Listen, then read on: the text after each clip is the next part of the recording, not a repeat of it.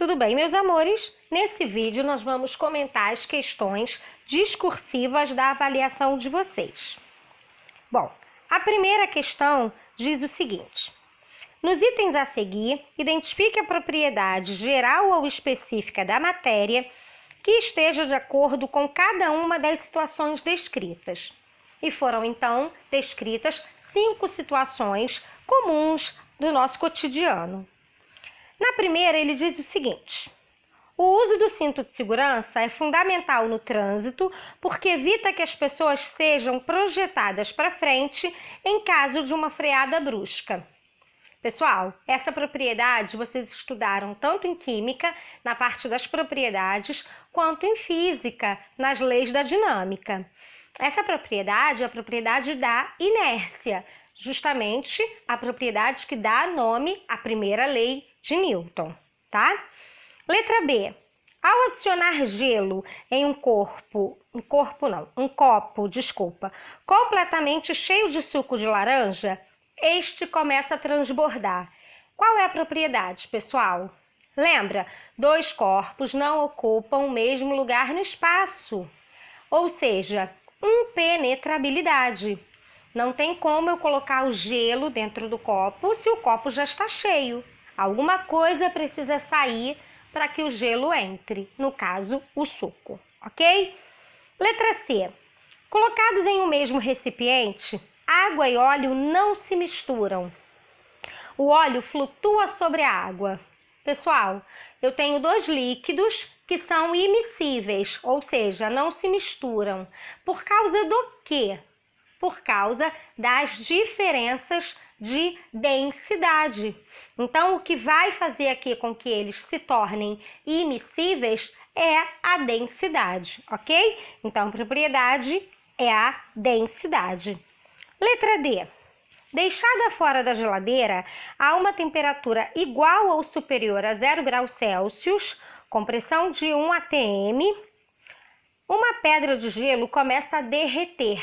Pessoal, eu estou tendo aqui o quê? Uma passagem, não é? Uma mudança de estado físico da matéria. O gelo está derretendo, porque ele atingiu um ponto específico, que é o ponto de fusão, que leva ao mesmo nome do processo que está ocorrendo aqui.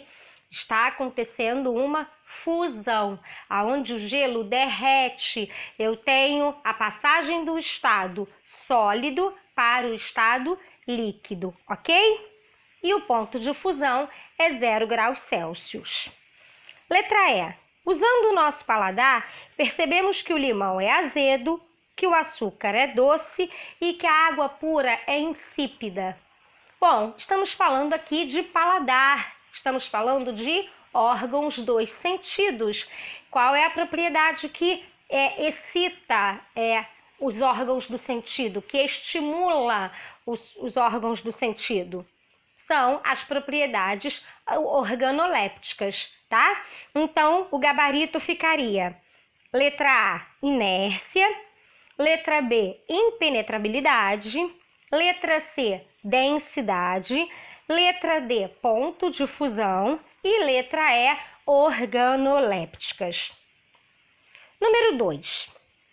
Ele pede para que você diga quais as contribuições dos cientistas Dalton e Bohr em relação à teoria atômica.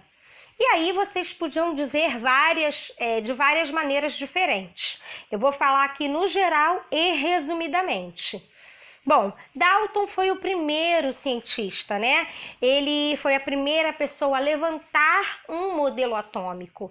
Então, vocês poderiam citar que, além dele ter sido o precursor, ele desenvolveu um modelo em que ele dizia que os átomos eram homogêneos, indivisíveis, maciços e indestrutíveis. Então, se você explicasse o que o conceito, o que o modelo dele descrevia, já era válido, tá? E a principal contribuição é que, com o seu estudo, com o seu primeiro modelo, abriu-se espaço para que novos modelos surgissem, até chegarmos ao clássico, que foi elaborado e foi melhorado ao longo dos anos por diversos cientistas. que aqui ele não pede, ele só pede Dalton e Bohr. Bohr foi o último dos 4 modelos, né? Nós temos o modelo de Dalton, de Thomson, de Rutherford e Bohr, né? Bohr ele complementa o de Rutherford. E o mais importante aqui, o mais crucial que ele teve de colaboração foi a presença das camadas eletrônicas, das camadas energéticas, né? E dos saltos que os elétrons fazem quando eles ganham ou perdem energia, né? Eles passam de uma camada para outra. E aí, como eles mudam de níveis, de subníveis de energia, que não era explicado através do modelo de Rutherford, que foi o modelo a qual ele complementou, ele fechou uma lacuna, né? E aí chegamos ao modelo clássico que diz que o centro do átomo tem um núcleo pequeno, constituído por partículas positivas, que são os prótons, e partículas sem carga, que são os nêutrons, e constituem a massa desse átomo, e ao redor a eletrosfera, constituída pelas cargas negativas, que são os elétrons, distribuídos nessas camadas eletrônicas com níveis e subníveis de energia.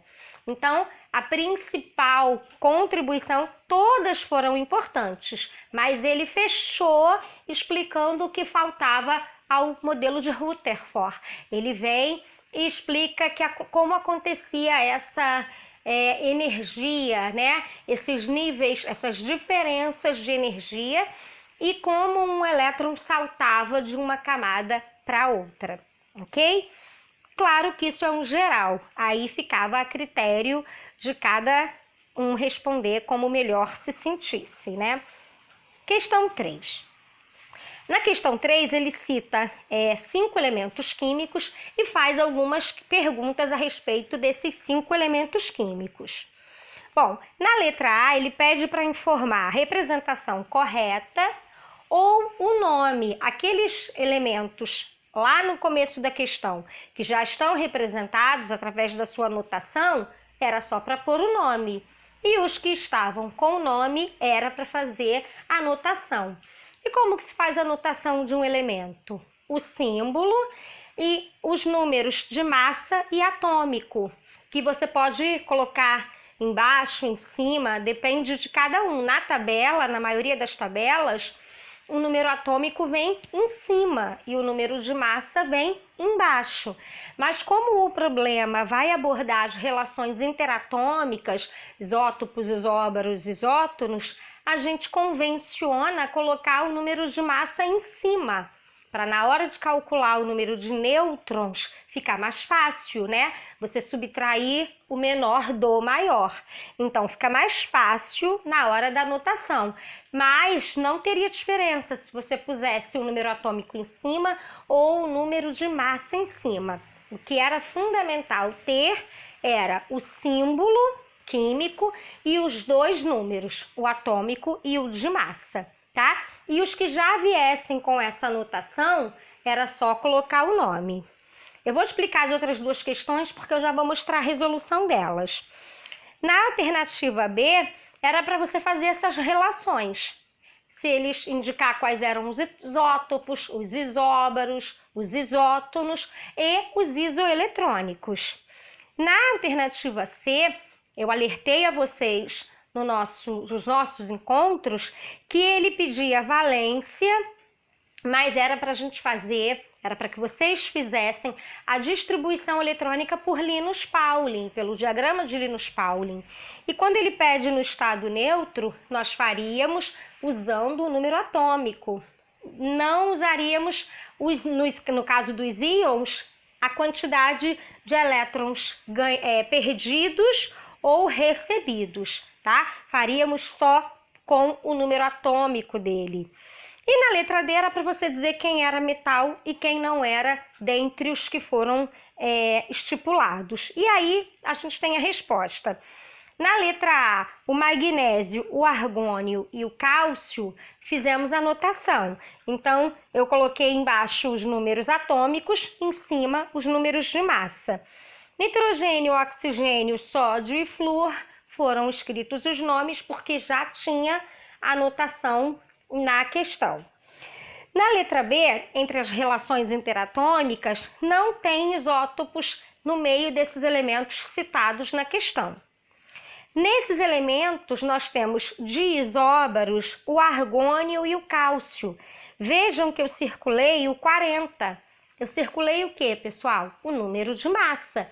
Então, eu sei que isóbaros são elementos químicos diferentes que possuem o mesmo número de massa. Então, tanto o argônio quanto o cálcio têm o seu número de massa 40.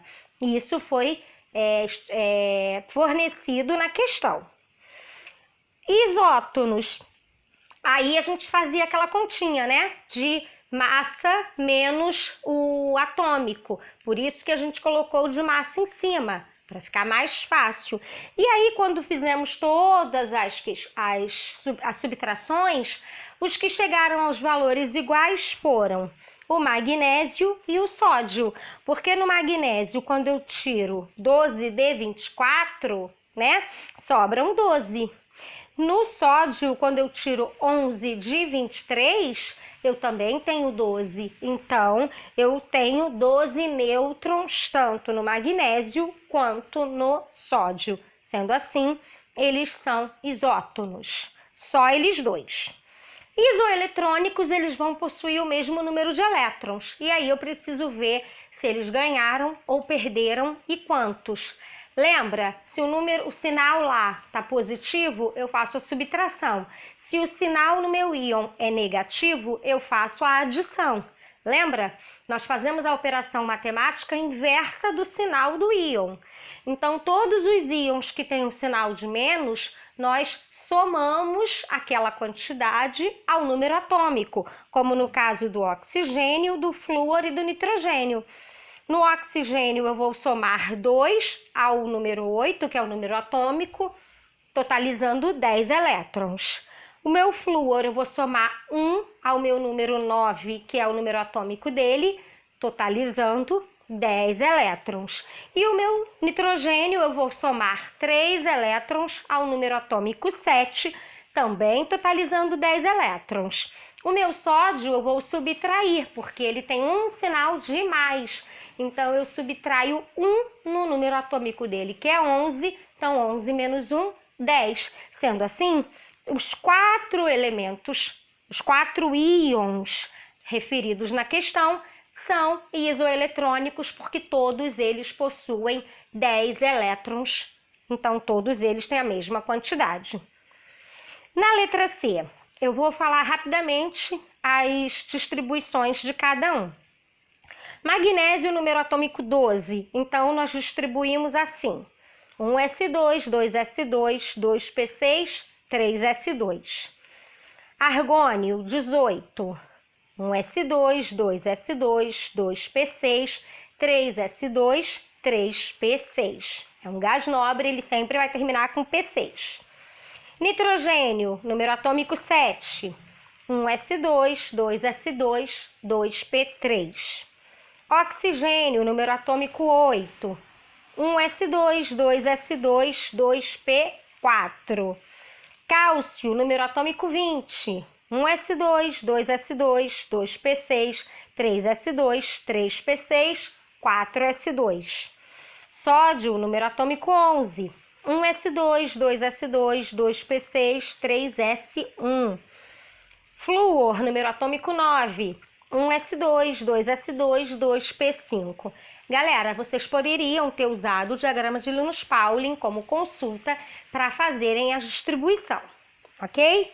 Na alternativa D e última da questão, ele pedia para que você dissesse quem eram os metais e quem eram os ametais. Os metais são magnésio, cálcio e sódio, e os ametais, nitrogênio, oxigênio e flúor. O argônio, galera, ele é um gás nobre, então eu coloquei ele aí como gás nobre. Não era para colocá-lo como ametal, tá? E aí eu finalizei a questão. Na minha questão 4, ele pedia para fazer as ligações químicas e dizer qual tipo das ligações entre os elementos. Na questão A, cálcio e fósforo. Na questão B, hidrogênio e cloro. Bom, na questão A, eu já consigo entender de cara qual tipo de ligação vai acontecer aqui. Eu tenho um metal e um ametal. Eu tenho alguém que obrigatoriamente perde e alguém que obrigatoriamente ganha. Então, eu vou ter uma ligação do tipo iônica. Alguém vai perder, alguém vai ganhar. Quem vai perder? O metal, o cálcio. Quem vai ganhar? O ametal, o fósforo. Então, eu sei que eu vou fazer, a minha fórmula vai ficar o cálcio e o fósforo. Agora, como eu vou saber os índices? E aí eu vou fazer o quê? O uso do NOx, lembra, galera? Se o meu cálcio ele é bivalente e o meu fósforo é trivalente, eu cruzo essas valências e acho os índices. E aí eu chego à minha fórmula do meu composto iônico, que vai ser Ca3P2. Sendo assim, eu sei que nesta ligação eu vou ter 3 átomos de carbono e 2 átomos de fósforo.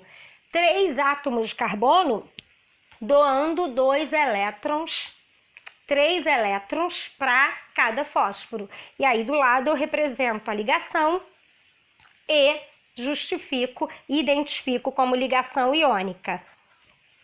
Na opção B, hidrogênio e cloro, eu tenho hidrogênio e ametal. Então, eu tenho 2 elementos que precisam ganhar. Então, eu tenho uma ligação do tipo covalente. Aqui vai ser covalente simples, porque todos eles são monovalentes, só precisam ganhar um. Então, eu não vou ter problema nenhum aqui para fazer a ligação. Hidrogênio e cloro compartilham um par de elétrons e aí o meu composto fica HCl, porque entre o hidrogênio e o cloro é mais negativo, ele vem e fica no final, ok? Ligação covalente simples. Minha última questão era para fazer um balanceamento numa equação. E aí eu tinha que contar todos os elementos e usar a regrinha do macho para fazermos então esse balanceamento.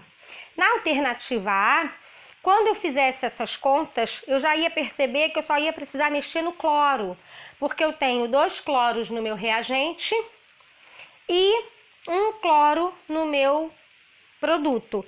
Antes disso, eu falei aqui, mas antes a gente ia começar pelo metal, né, gente? Macho começa pelo sódio. O sódio eu também tenho 2 no reagente e 1 só no meu produto. Então, eu ia colocar o 2 na frente do cloreto de sódio, do NaCl. Ia ser o único coeficiente que eu ia precisar colocar. Na alternativa B, eu também começaria pelo meu metal, que seria meu alumínio. Ele aparentemente está equilibrado, o meu magnésio também, mas eu tenho aqui o meu cloro e a minha hidroxila em quantidades diferentes no meu reagente e no meu produto, com índices diferentes. Lembra que eu falei para vocês, quando eu tenho o mesmo elemento químico no reagente e no produto, ambos com índices, mas índices diferentes, eu faço a troca. Eu troco esses índices colocando em forma de coeficiente. O índice 3 do cloro do reagente vai passar lá para minha frente do magnésio. E o índice 2 da minha hidroxila, do meu hidróxido, vai lá para frente do meu alumínio. Sendo assim, eu ficaria com os índices, com os coeficientes 2, 3, 2, 3. Ok? E aí, finalizamos as questões discursivas. Eu espero que vocês tenham percebido qual foi o erro de vocês e que consigam ter tirado as dúvidas que tiverem ficado ainda. Se não, a gente se fala no próximo encontro e a gente continua comentando as questões. Ótima semana, continuem se cuidando. Um beijo grande a todos.